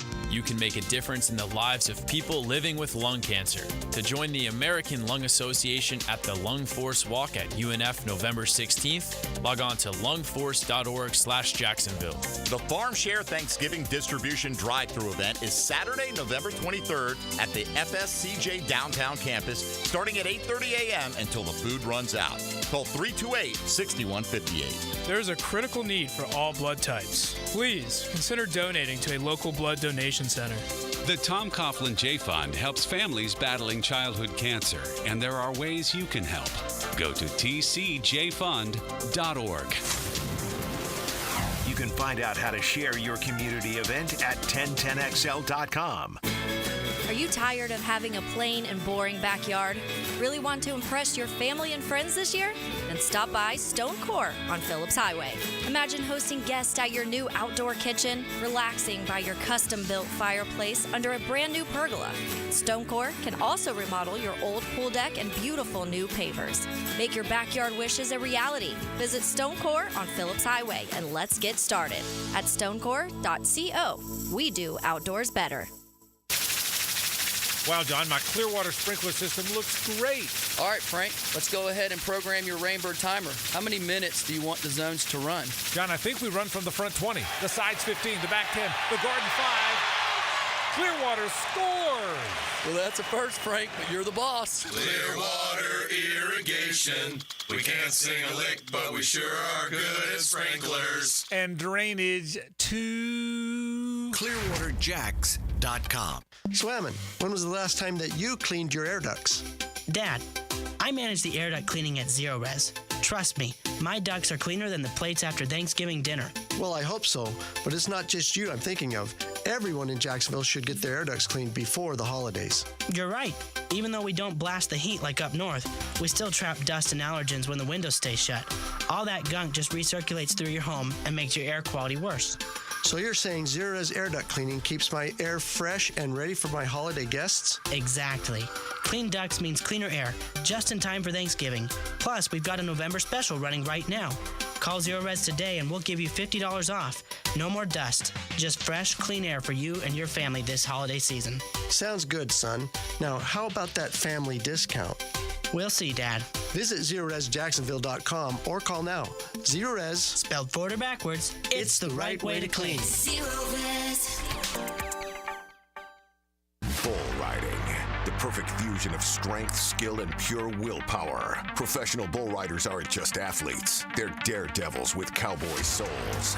Come experience the true modern West, where 8 seconds of glory will create a lifetime of memories. It's the Michelob Ultra PBR Jacksonville at ViStar Veterans Memorial Arena, February 22nd and 23rd. Tickets available at Ticketmaster.com and PBR.com. Hold on tight. The ride of your life is about to begin. 1010XL is presented by Farah and Farah, exclusive injury law firm of the Jacksonville Jaguars. Protecting you and your family. Call 396-5555. Jacksonville. Now, another great guest on the Garber Auto Mall phone line. Hello. We can wiggle it. Back here on 1010XL and 92.5 FM in the city of Jacksonville. We are glad you are with us. The Jaguars now 2-7 after losing their 5th game of the year in the final moments. They lost to Philadelphia yesterday 28-23. The Jaguars getting ready for Minnesota coming up this Sunday. And, boy, a lot of questions. We just simply don't have a lot of answers about this football team. But we'll try to find them with my buddy Dave Campo. It's always Monday Night Coaching with Campo here on Hacker After Dark. The former head coach of the Dallas Cowboys is with us here every Monday. Coach, how are you, my friend? Obviously disappointed as we all are. You just, especially at the end of the football game. And, I'm sure we'll talk about that. But at the end of the football game, when you have a chance to win and you don't get it done, that's even worse. That's worse than a blowout because you know that something happened in that situation that kept you from winning the football game. And that just drives you crazy. Coach, I don't want to bury the lead. There's a lot to get into here with you, and we certainly talked about this on the 5th quarter last night. But in going back and watching the play again, it boggles the mind. A minute 40 to go, 1st and 10 on the Eagles 13. You got all the momentum in the world, and they ran a wheel route to a 5'10" third-string running back. I mean, that actual NFL coach that's won a Super Bowl signaled in that play from all indications. Can you explain that to me? Well, first of all, I look at it like this. You are who you are, and that's obviously not a great call somewhat because it didn't work, and it wasn't executed. But at the same time, I agree with you from the standpoint that at this point in time, when you look at this football team and really how they finished last year, there comes a time when you have to start questioning the quarterback and the coaching staff. And as I look at this, situation, the first half is a better indicator because I've never seen a half where you have 36 yards or whatever it was, and it's just 3 and out, 4 and out. You got a drop ball in the 2-minute drill. It's just, for an interception, it's somewhat the player, it's somewhat the coaching staff because obviously they're not executing on all cylinders. But I do believe on that wheel route that the quarterback could have fixed that, in my opinion, and he didn't. The quarterback, let's get to him next. Trevor Lawrence, your thoughts on his performance yesterday? Well, obviously in the first half, it was, you had a couple of drops. You had an interception off of a drop. You had a sack because the offensive tackle got driven over the top of him, into him. there was in my opinion, on the fourth down play, that was a dumb call. Throwing, coming out of the quarterback sneak and try to throw a flat route where the guy's back is turned to the line of scrimmage. So I think in the second half, he put together a couple drives that were pretty good. So, again, inconsistency, that's how I would look at him. And I do think now that it's getting to the point, there was a stat that came out from these prognosticators that do the statistics and stuff a week ago or so, that Trevor was one of those guys that threw to his first read, the most, in the top 3 or 4. And obviously, in the National Football League, guys are going to take away the first read. You got to be able to process and go to the second and the third. Some of it's the offensive line, but I didn't have a problem really with the offensive line the majority of the game yesterday. So you really have to look at that and say, either they're not coaching him correctly to get to those reads, or they're basically saying to him, you have to go to the first one. If it's open, throw it. Or he's not processing to go to the extra reads. So, that's a concern. That's why I say you got to look at it a little bit. The guy's talented.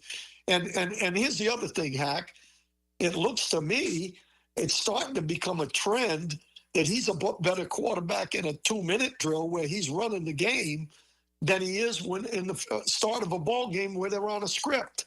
So, I don't know if they're putting a bad script together or the defense is looking at the script. They see it as something that they do all the time. I just don't know the answer to that. The head coach, Dave Campo, here with us. I've talked to some people, and you even hear some analysts talking about this. Like you just said, Trevor's better when he doesn't have to think, when he just goes out there and reacts, which is the hurry up, the tempo, right?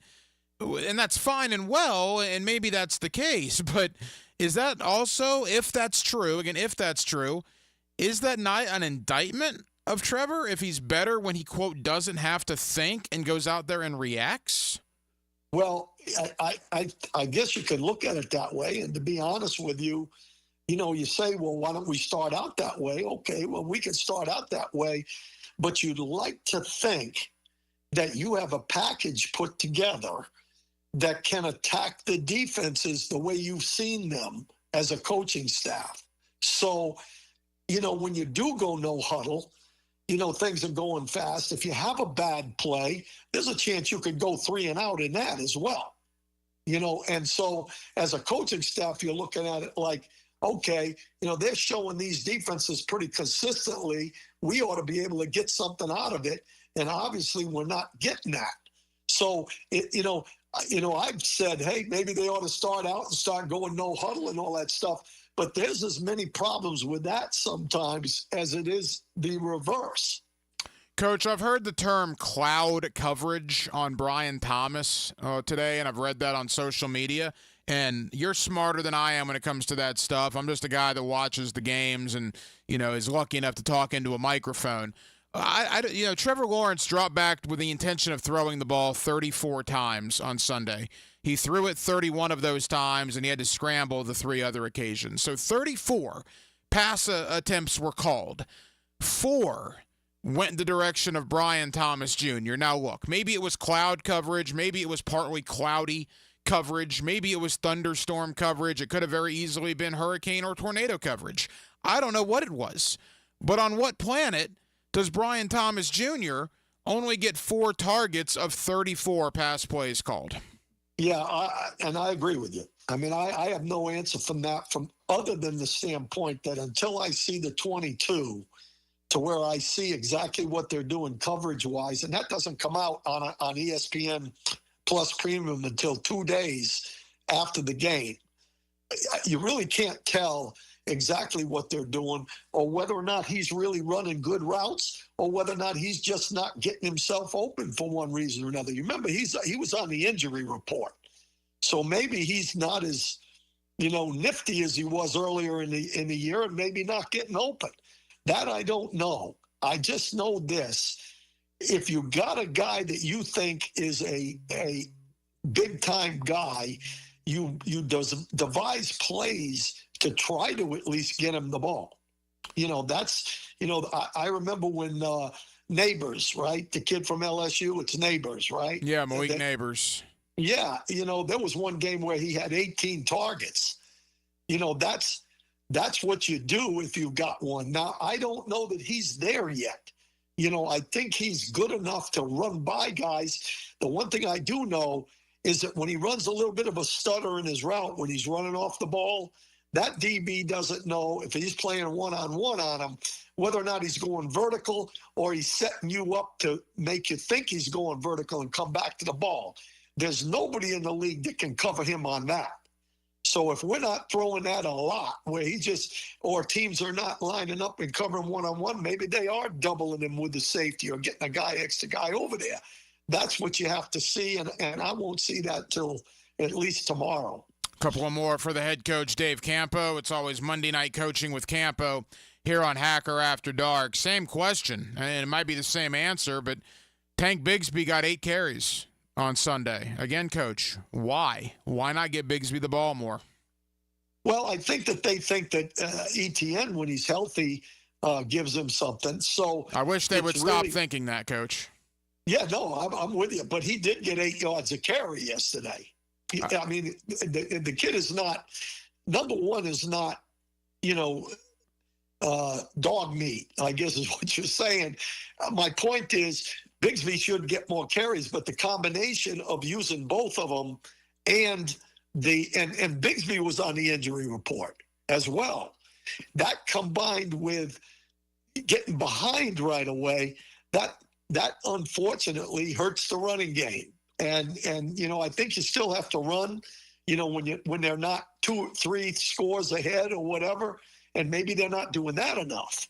But it is a combination of them using both guys, and maybe Bigsby wasn't as healthy as he's been. Those are things it's hard to tell, Hack. And I know that just looking at it, you say, well, the guy's got to carry the ball more than that. But there are some things that might affect it that we don't know because we're not in the locker room with the coaching staff. You have been part of the NFL for decades, and I know you take all these notes during the game and you bring the notes into the 5th quarter. And again, decades you've been around the NFL as a head coach, a coordinator, a position coach. You've done it all. And you told me and Leon on the 5th quarter that 36 yards of offense for the Jaguars with 9 minutes to go in the 3rd quarter in Philadelphia. They had 36 yards of total offense, and the game had been going on for 36 minutes. They got a yard a minute, basically. Was one of, if not the worst halves you've ever seen in your life. Absolutely. And when you look at it, the first drive they had, they get a sack because Little gets run over. Okay, that's a 3rd and 4. Now, you'd like to think he could get it out quick enough on 3rd and 4. I don't know exactly, who was open or not open. The next one, they got a 3rd and 5. They throw it to number 17, who's a pretty reliable guy, and he drops it. The next drive, they get to a 4th and 1, and they check out of the quarterback sneak because they ran it on 3rd and 1, and they got 0 yards. And they throw the ball out to him, and it's a bad throw and a bad, position. Dumb call, in my opinion. They go to the next one, and they get a little bit of pressure on him, and he makes a bad throw. The 4th one is a dump to number 1, and he misses it, and it's an interception. That's a bad 1, 2, 3, 4, 5 drives, and the next one's a knee. So the defense actually did a pretty good job during that. After the fumble, they give one up right away. But they really, they actually had a punt, forced a field goal. And then, they actually did a pretty good job in that. They had a pass broken up by Savage on the next drive. They had a sack on the next drive, and then in a 2-minute drill, they do something stupid and play 2 all the way down the field, and they get the run by the 17-yard touchdown run when you got a light box in there. So, they actually did a pretty good job. But put all those things together, Hack. That's a lousy first drive half for the offense. Yeah, I've never seen that before. Saquon Barkley on 3rd and 17. he would have scored in flag football. They didn't touch him on that touchdown. Yeah. And then Jalen Hurts, he didn't get touched until he was at the goal line where Cisco decided to kill the offensive tackle that was blocking for Jalen Hurts, and he got into the end zone. I mean, they literally did not touch either guy on very long third down touchdown runs, which was interesting. Coach, as we begin to wrap up, again, final moments with Dave Campo, I believe Doug Peterson is a good coach. I mean, he's got a ring on his finger. I don't think a bad coach would have a Super Bowl ring on his finger. There is a statue of that man in Philadelphia for what he did in the Philly special with Nick Foles. You don't become a bad coach overnight. So I think there are some good qualities there, certainly. And I'm not anti-Doug Peterson, but somebody's going to pay for this because this is a horribly disappointing season.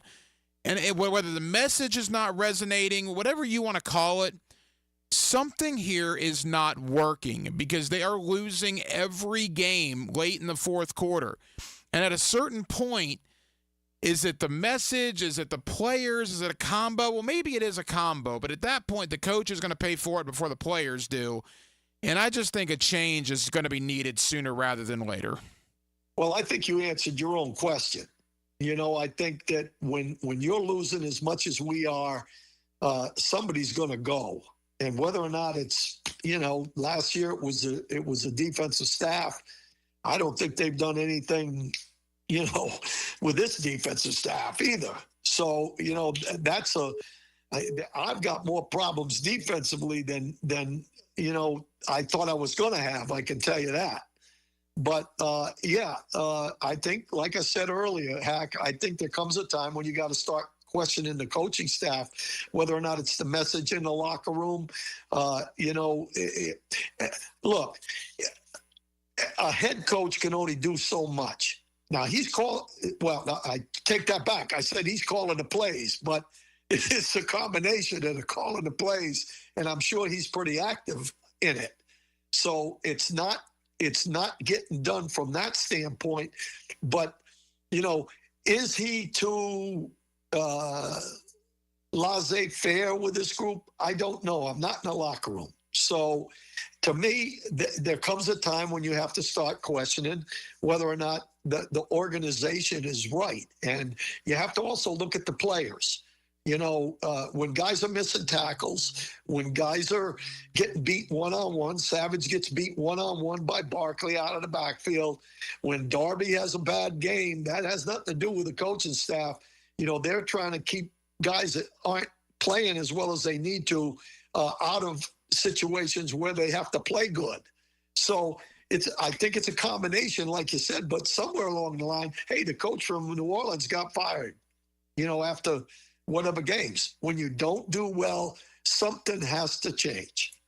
Robert Saleh earlier this season, Dennis Allen earlier today. So, yeah, 2 head coaching vacancies. And by the way, if you're going to do it, you know, you probably want to do it sooner rather than later because those backdoor conversations with the Jets and the Saints, they'll begin happening with the Ben Johnsons of the world and the Cliff Kingsburys of the world. There's going to be a lot of competition for a lot of these young offensive-type guys. And, look, if you're going to do something eventually, to me it's better to do it sooner rather than later. And I think go ahead.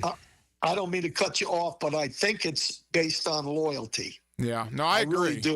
I really do, because I can give you a perfect example. When we were struggling at the end of my tenure as a head coach, Jerry Jones didn't want to fire me. But the backdoor conversation with Bill Parcells got it done. And he could have got that done before the end of the season, but he didn't. So somewhere along the line, loyalty sometimes kicks in. Other times, I agree with you that if you do it, once it gets to the point where you don't, you know, it's over and you can see it's over, you probably gain a little bit of advantage doing that because there are backdoor conversations. I think Shad Khan has been ridiculously awesome as some of the things he's done here. The Stadium of the Future, the brand, that practice facility, the money he's willing to invest in free agents, the money he's willing to invest in signing these guys to extensions. I mean, all of that, I cannot possibly commend Shad Khan enough. The one thing I've always said, and you nailed it, is I think sometimes he's too loyal to a fault. Look at Dave Caldwell. Look at Doug Marrone, Gus Bradley, Trent Baalke. I think it's good to be loyal to an extent, Coach, but I think it's almost a fault of Shad's. Well, that's true. And I think he probably looks at it that way. You know, I'm going to give these guys a chance. And he pulled the plug he had to really on Urban. And he probably said to himself, okay, you know, I've made some mistakes here, but I've got to let it play out. When you look at the real good organizations, it's guys like Tomlin, Pittsburgh, you know, they stick with it. And there's been guys that have started out really poorly and have stuck with it. Well, you know, once it gets to 3 years, you know, 3-4 years, you gotta make business decisions. And he's probably made some bad business decisions when it comes to football. He hasn't done it with his money in his business. He's done it with the money in football, but you know, that's probably an issue. And they're 3-12 in their last 15, and they're getting worse. They're not getting better, which is obviously the problem.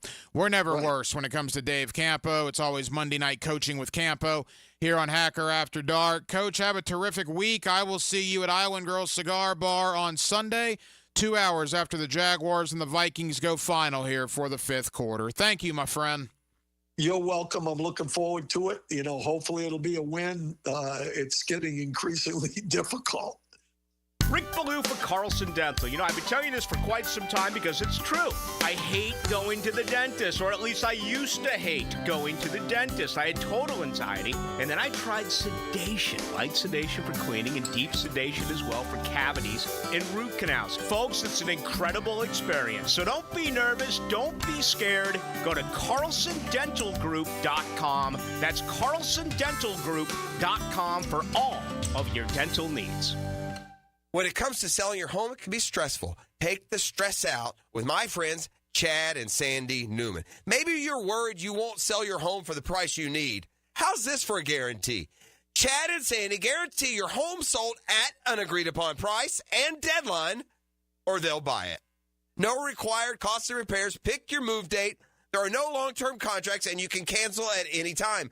Mortgage rates are down, creating more active buyers and sellers. And if you've been waiting, now is a great time to sell your home. Take Kim in Palm Coast. I needed to move closer to family ASAP, but I had to sell my Palm Coast home first. I tried and failed with another agent. So my family said, you got to call Chad and Sandy. Well, sure enough, as promised, Chad and Sandy did it. They sold my home in 3 days, above asking price. Call the local Jacksonville experts I trust and recommend. Call Chad and Sandy today at 904-414-6200 or go to chadandsandy.com. That's Chad, ANDSANDY.com. It's a game 80 years in the making. Join us for Thursday Night Football as we celebrate the 80th birthday of the Tax Slayer Gator Bowl game. The SEC and ACC face off January 2nd at 7:30 on Bill Gay grounds at Everbank Stadium. Don't miss college football pageantry on display as we celebrate our 80th anniversary. Tickets and hospitality packages are on sale now at TaxSlayerGatorBowl.com. Get yours today. If you're like most Americans, you have a ton of credit card debt and you're paying insane interest rates on that debt every month. Same for car loans and personal loans. Stop getting ripped off. Let Loan Pronto consolidate that debt for you at a significantly lower rate using the equity in your home. Hey, it's Prosser here, and Loan Pronto's Express Equity Line of Credit can get you up to $500,000. So you can consolidate your debt in as fast as 5 days. Their average client saves over $1,000 every month by doing this. Right now is the best time to act. With an Express Equity Line of Credit, you can access up to 90% of your home's equity, usually without an appraisal. Don't put it off. Get your financial house in order for the new year and call Loan Pronto now to see what you can save. It's a free quote and there's no credit pull, unlike the other guys. Call now, 904-999-1508 or go to loanpronto.com. Equal housing lender, NMLS 1661781, subject to lender approval. Find your why with membership at the First Coast YMCA. The Y has something for everyone at any age. Come try free access to your local Y every Wellness Wednesday this month. Check out our fitness classes, swimming, pickleball, youth sports, and so much more for free every Wednesday in October.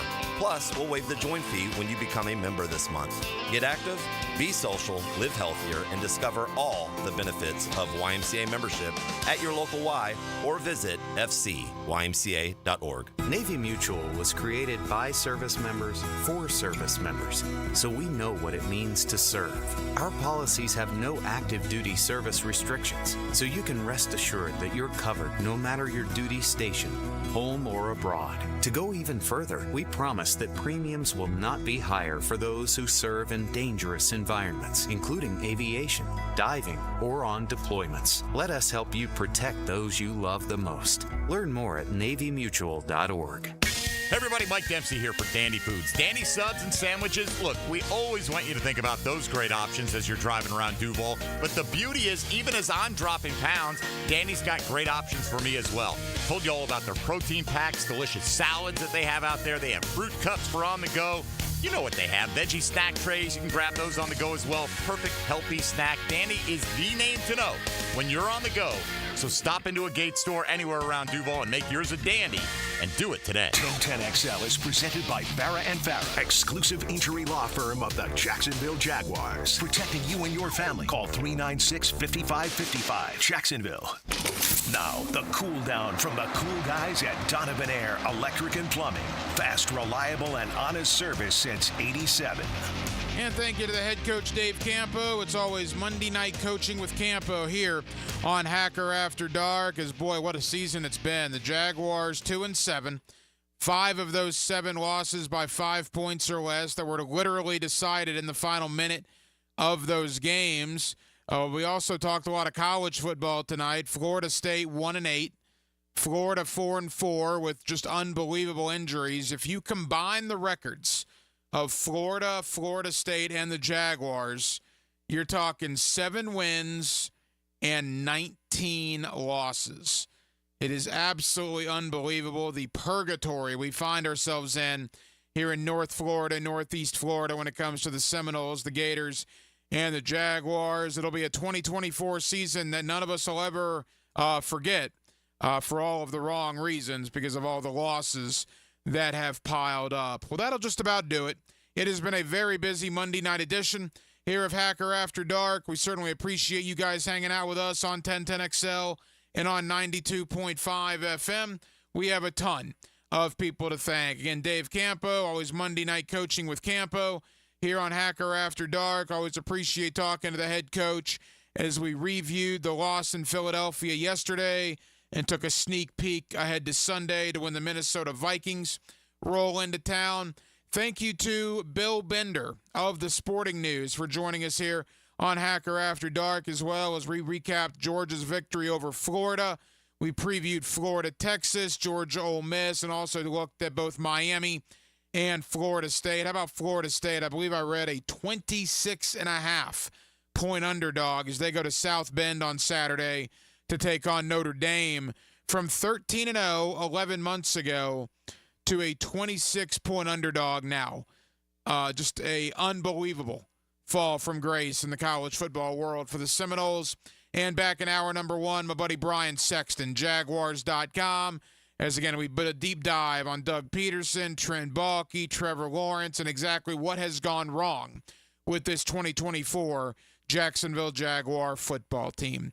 We will be back tomorrow night on a Tuesday, and we will do it all over again beginning at 8 o'clock. Of course, the NFL trade deadline is tomorrow, so we might have a lot to discuss here on a Tuesday night edition of Hacker After Dark. Dylan Denmark was your producer tonight. Dylan, great job as always. I'm the hacker Ryan Green. And again, Jacksonville, thank you for spending part of your Monday evening with us right here on Hacker After Dark on 1010XL and on 92.5